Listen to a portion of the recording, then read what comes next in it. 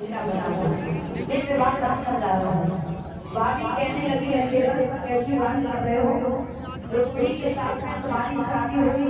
अरे रुक्मिणी शादी को चाहती है, बच्चे उसी को चाहते हैं और मेरे साथ में शादी नहीं करेगी। तो यहाँ से बंद कर ले, यहीं से चालू कर ली।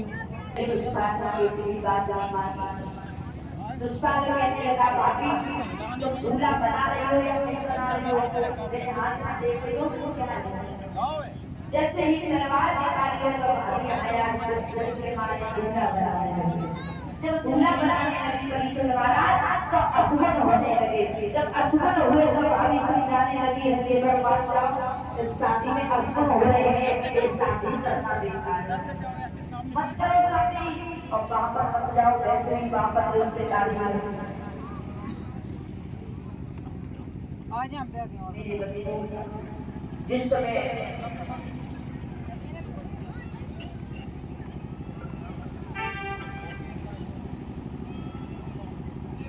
और परीक्षित के साले जो पगड़ी पहनकर शमन कर रहे हैं और एक से एक पुत्र लेकर शमन कर रहे हैं, जोरदार ताली बजाएंगे सभी लोग।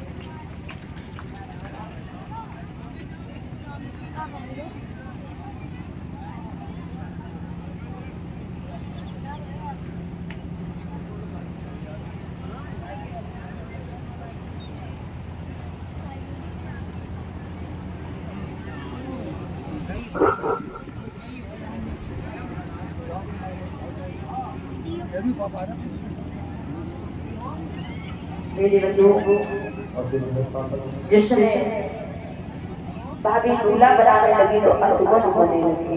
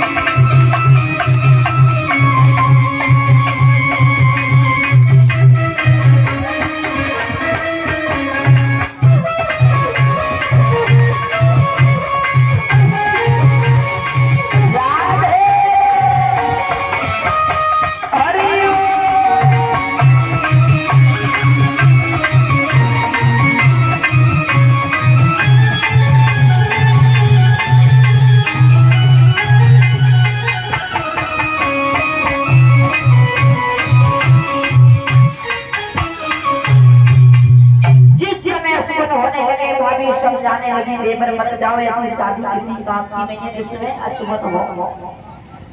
ससुराल में कोई बात नहीं मानी।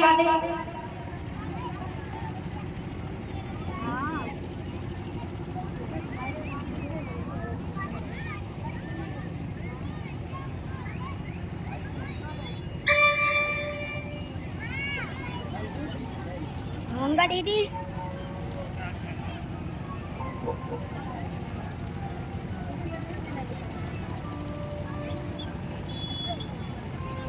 और इसी के बीच में छोटे भैया की जो बहन सुखदेव जी की जो 501 रुपए देकर के सम्मान करेंगे, नोटों का हार डाल के सम्मान करेंगे। जो ललितपुर से आई हुई है एक बार जोरदार ताली बजाएंगे बहना के लिए। बोलिए वृंदावन वाली लाल की।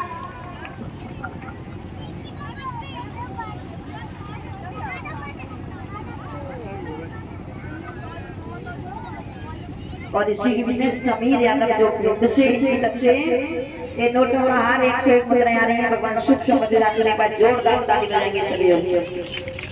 और इसी के बीच में सम्मानित प्रसिद्धि है एरवन सिंह यादव जो नगला जोर से एक माल्यादार के समझ करेंगे, मुकुट पहनाने के समझ करेंगे, कलशानी कन्याओं को फल देकर के समझ करेंगे। कैमरामैन एक बार जोरदार ताली बजाएंगे। एक बार जोर सच्चे दरबार की। जिस समय भाभी ने आज शिषपाल को दूल्हा बनाया है, दूल्हा बनाने के बाद में शिषपाल ने आज बारात सजाई है। सजाने के बाद इधर कुंदनपुर की ओर स्थान करता है। इधर रुक्मिणी रो रही है आया में बैठी हुई। तभी इसी टाइम पर ब्राह्मण देव का आना हुआ।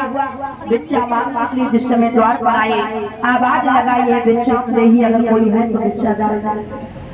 रुक्मिणी बिच्छा लेकर के बाहर आई है। ब्राह्मण देव ने देखा रुक्मिणी के आंखों में आंसू। पूछने लगे बिटिया क्या बात है, तेरी आंखों में आंसू कैसे है बिटिया? तेरी कल शादी है, तू आने से रो रही है।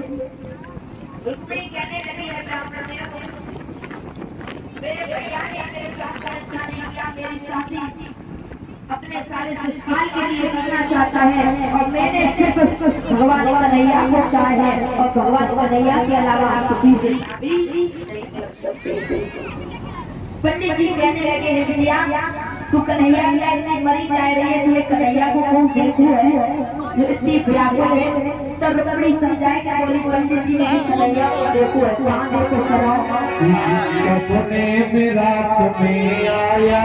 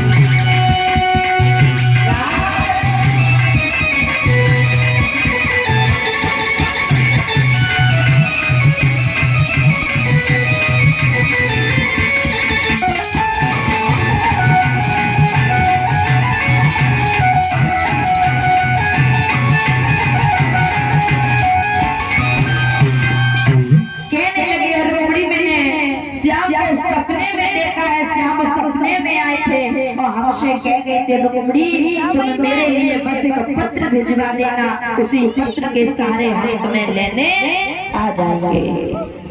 पंडित जी कहने लगे बिटिया तो देरी मत करे, किसी के हाथ बस पत्र भिजवा दे। रुक्मिणी ने पंडित जी का हाथ पकड़ लिया। कहने लगी है पंडित जी अगर मेरे भैया ने जान लिया ना तो हमें घर से निकाल देगा, हमें मार डालेगा। पंडित जी अगर आप आ ही गए हो तो मेरा पत्र आप द्वारका ले जाओ। और इसी में मधु यादव दरगाह परासर जो नोटों का हाथ डाल के समाप्त करेंगे। भगवान सुख समृद्धि का जोरदार ताली बजाएंगे सभी।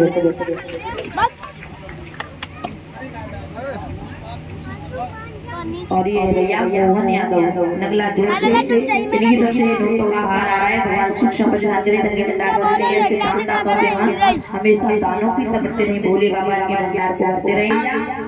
रुक्मिणी कहने लगी है पंडित जी अब मेरा पत्र सिर्फ आप ही पहुंचा सकते हो, ऐसा करो मेरा पत्र मेरे श्याम के पास में पहुंचा दो। पंडित जी ने अपने वचन सुने। कहने लगे हैं बिटिया अरे तुझे पता है ना कि बुढ़ापे का शरीर है और द्वारका 750 कोस दूर है, सफर कैसे तय होगा। हे बिटिया हमें माफ करना। रुक्मिणी कहने लगी है पंडित जी अगर तुम पत्र लेकर के नहीं गई तो ये रुक्मिणी इसी आंगन में जान दे देगी, लेकिन सुष्पान के साथ में शादी नहीं करेगी। मेरे श्रोता बंधुओं, रुक्मिणी ने श्याम के लिए पत्र लिखा है। आज वही पत्र पंडित जी को दिया। पंडित जी द्वारका जाने के लिए तैयार हो गए। जिस समय तैयार हुए पंडित जी चल देते हैं। रास्ते में पहुंचे, मन में विचार किया है द्वारका 700 कोस दूर है, सफर कैसे तय होगा। घबराने लगे हैं पंडित जी, बुढ़ापे का शरीर है, चला नहीं जा रहा है। देखा है बड़ा ही सुंदर बगीचा है, पंडित जी ने वहीं पर विश्राम किया है।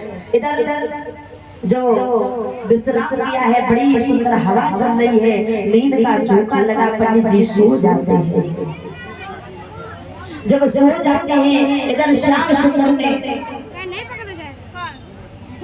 देखा है पंडित जी ज्यादा ही परेशानी है, योग माया को सहारा दिया। पंडित जी को आज बिस्तर समेत ही द्वारका में लिटा दिया। जिस समय पंडित जी की आंखें खुली है, देखा है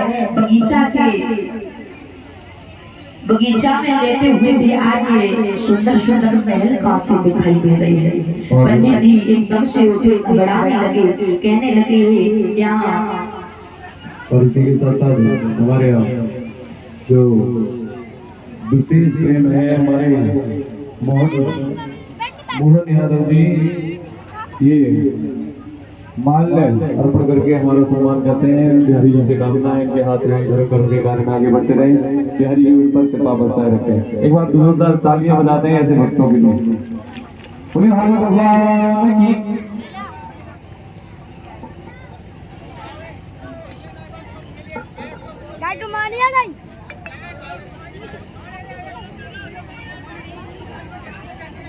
और मानसी की बिटिया रोशनी नंगला जोर से जो इनका ये बच्चा नोटों का हाथ डाल के सम्मान कर रहे हैं और पीताम्बर पहना के सम्मान कर रहा है। भगवान सुख समृद्धि करे।